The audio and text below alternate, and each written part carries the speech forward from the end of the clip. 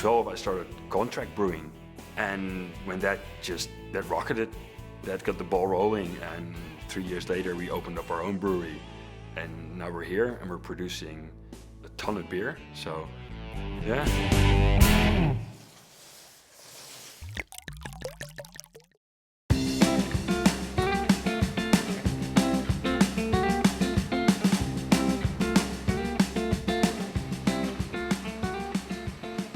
Holland, and especially the town we're from, Haarlem.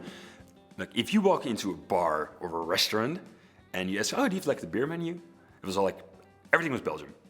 And you had this whole movement coming in from Scandinavia and from the US and UK with pale ales and IPAs and Imperial Stouts, and no one drank that in Holland, and especially not in Haarlem. And I started home brewing, and later on contract brewing, like, shit, that's what I want to make.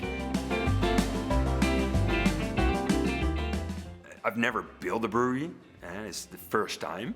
But on the other hand, I've worked at Jopen for several years. We brewed on a 20 hectoliter system. So I know how a production brewery looked like. And I brewed in so many breweries around the world, while doing collaboration brews. And I just started doing it. And eventually that whole drawing process took a couple months. And eventually that's exactly the brewery that we have at the moment.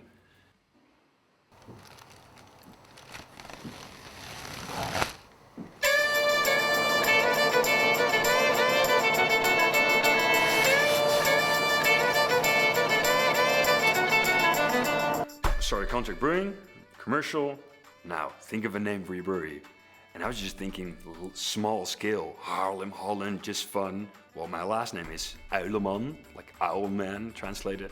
A long time ago, my dad had a bar in Zandvoort, where I'm originally from, and it's called Het Uiltje, and like small owl. And if I had to think of a name, and the small, I thought like, Het Uiltje, sure. I'll just call it brewery, and I'll call it Het Uiltje, Brouwerij Hetuiltje.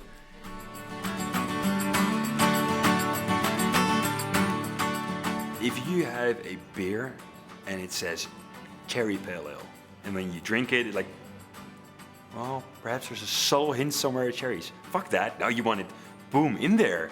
If you want to drink a mango Weizen, then, geez, that's a lot of mango. So when we add something, this is how much you want, then add a little bit more. Heads, go on. Just make a beer packed with so many different flavors. Instead of subtle nuances, make it like boom in your face.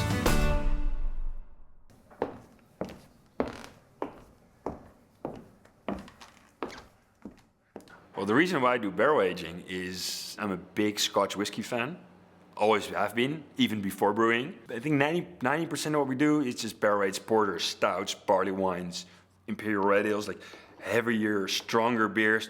Just tend to go well on whiskey casks and bourbon casks, and then smell inside the barrel, and you smell the wood and the character of it and the whiskey that has been in there. And when you put a beer in there and you get it out after a couple months, that's phenomenal feeling. That's beautiful. And I know, my favorite part in the brewery, always.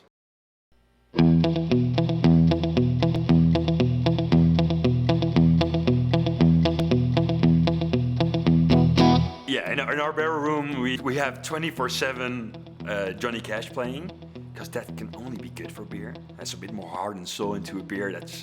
How can that go wrong to a beer? That's always good. And when the lights are dimmed or turned off, we have like disco lights. And that's just for our own sense of humor. Yeah. Quality is a big thing in a brewery. You can be super creative and put everything in a beer that you want, the craziest stuff that you need.